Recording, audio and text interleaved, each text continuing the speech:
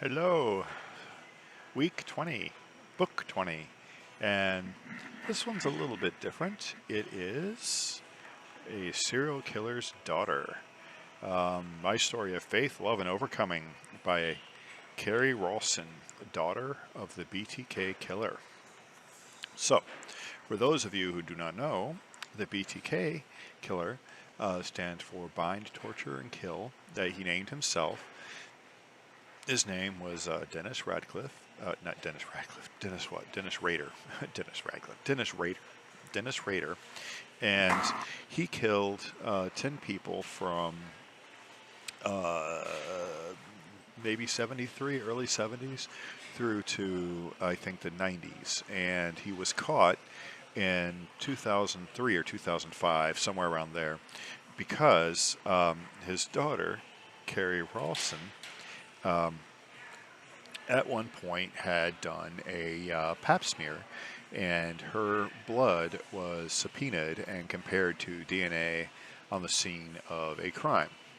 Now, the reason why they had reason to suspect Rader is because the BTK Rader had asked them if they could trace a CD or a floppy disk or whatever it was, and they said, no, of course we can, and of course they could. And so he sent in this disk, and they were able to use forensics to determine that it was a disc that belonged to a Dennis Rader who worked for this Lutheran Grace Church or something, and that allowed them to have him on their radar as a suspect for the first time in 30 years. They actually had a suspect in this case, and then they, once they knew that Rader was on their radar, they found out about this pap smear and requisitioned it and able to compare the DNA, and then they caught him. And then there's a chilling 45-minute video that you can watch on YouTube, which is of Rader describing in pretty much straight detail what he did to these 10 people. And it's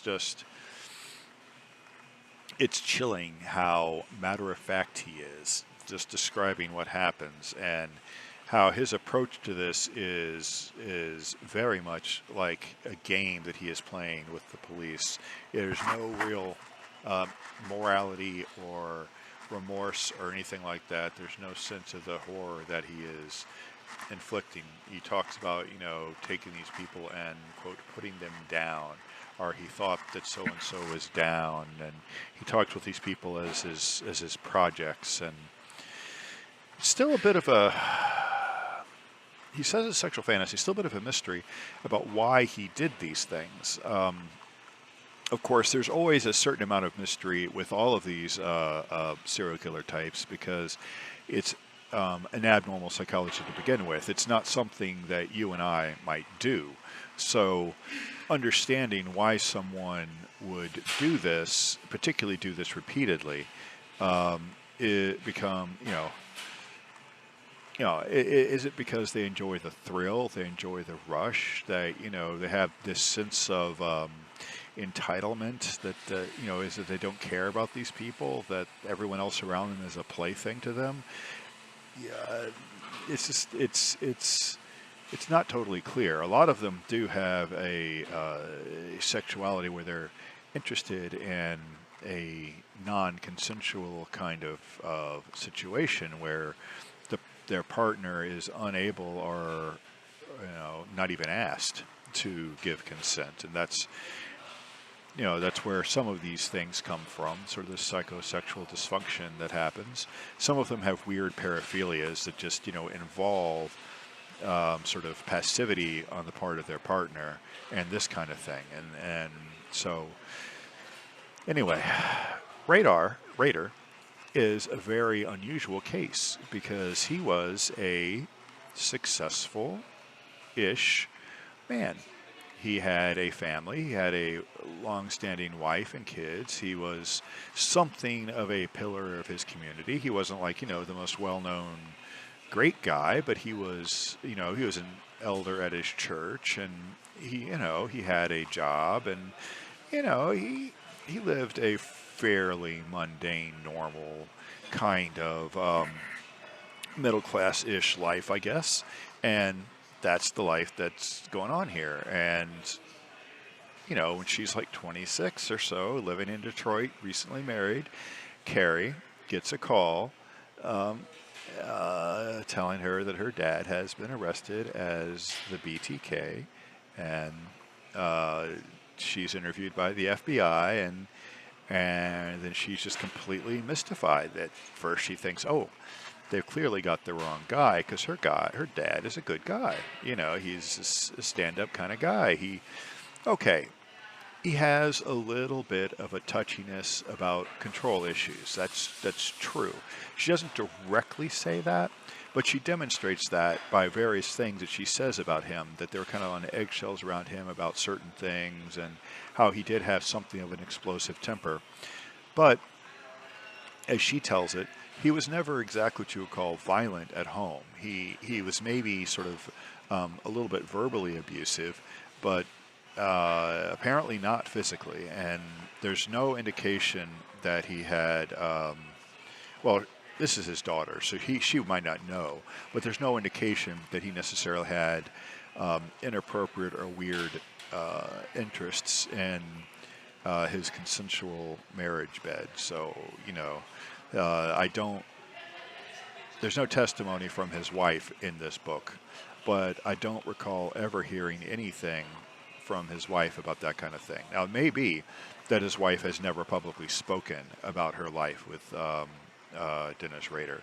That is definitely a possibility, because for all kinds of reasons, which you can imagine, this family has been fairly quiet about their relationships with this man and about their situation with him. Now, here's the thing, okay? She tells the story, and you think, okay, great, we're going to get some insight into possibly what a serial killer is really like, because it's her dad. I mean, she knew him, as well as almost anybody else on the planet, at least that part of him. And so here comes the question: how much of him was the killer? How much of him was the husband, father? And it's impossible to know which one was the bigger mask, which one was more true to his core. Well, most people would probably claim that the father and the husband, that was the mask. And the reality was that he was this BTK guy.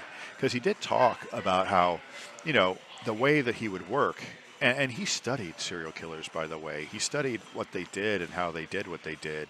And he studied forensics a little bit and police stuff a little bit. So he had a sense of himself as a killer, as a serial killer, as someone who was in this particular arena, almost like a game, as I said, as a role he was playing, but a role that he took, very seriously. In a way, if you've watched Breaking Bad, the way that Walter White kind of is about being a meth dealer, there's a sense in which BTK is kind of almost that way about being a serial killer, is he wants to be good at this game. So you think you're going to get some insight, but there really isn't as much insight as you might like here, because this is also a young woman talking about her dad and dealing with her own issues with coming to grips with the fact that her dad is this horrible person who, he would kill people, and his first time he killed 4 people, a mother, a father, and 2 children. And the daughter, who was 10, I think, at the time, he took her into the basement and hung her and then masturbated over her. And, how do you reconcile that with the dad who, made you bacon and eggs, or the dad who maybe explained, part of the birds and the bees to you, or maybe went to the mall with you and, and bought some of your early, teenage, stuff that you might need as you're a growing up young woman. And she didn't go into any of that, but you get the point. Is, how do you reconcile that kind of hideousness? The man who may have, given you baths as a child, or changed your diaper, and or who you ran to in the middle of the night because of a nightmare. How do you reconcile that man with this? And unfortunately, she gets a little bit too wrapped up in what I would say in herself and less into him. And that's understandable. This is her book. This is about her experiences. And, you should take the subtitle here very, very, very straightforwardly, my story of faith, love, and overcoming. Because part of this book is definitely her testimony of her Christian faith. And how her Christian faith is obviously challenged by this relationship with her father. The second half of the book, after the BTK is caught, and she has to learn about all the horrible things that he did, is maybe slightly more interesting, because, she has, verbatim letters from him from jail, and letters that she sent to him and things like this. And, she tries to be the dutiful, loving daughter, but at the same time, she just can't reconcile what he's done.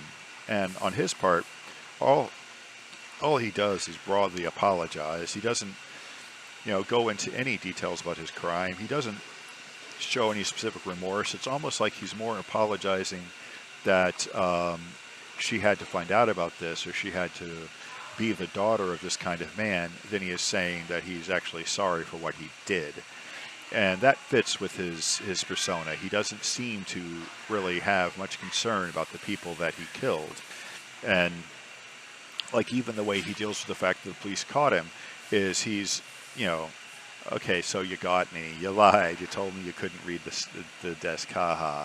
It's like, dude, do you realize how serious this is?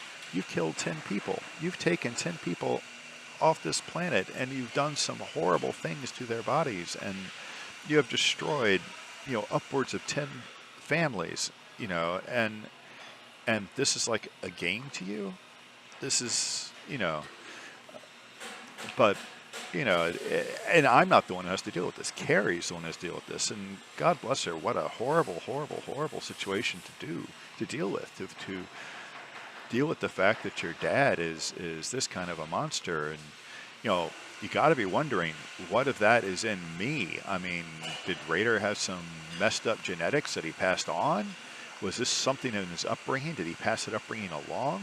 How much of this is in her? Now she does not focus on that. And my sense of her, or at least her self-presentation of herself, is that she's a very nice, wholesome, decent person, that she has not engaged in any kind of self-harm or other harm, that she's, not got any hang-ups. She's not gone wild with sex and drugs and rock and roll or whatever, that she's led a relatively quiet, mundane existence. A large part of the first part of the book, there's a very extended sequence where they go to the Grand Canyon and go down in the Grand Canyon and come back up. And I guess this is meant to be her going down into the depths and coming back up and finding God, or, faith in God or whatever. And it's just, okay, Kerri, I know this is important to you, and I appreciate that. This is the kind of healing book that you had to write, and I understand that. But quite frankly, you buying this book to watch the train wreck of the BTK, and you don't get as much of the train wreck as you might think you're going to get. It was an okay book, and there were definitely some moments where it's insightful and some moments where it's kind of horrific. But mostly this is a young woman dealing with the fact that her dad is just a horrible person, and how to reconcile that horrible person with the relatively nice, a little unhinged person, but relatively nice person that she knew from home. And so, if that's what you're for, great. I would not recommend this book if you don't know who the BTK is, or if you don't know his crimes. Watch a documentary, read one of the other true crime books on the BTK first, because you're not going to get a real sense of his criminal activity.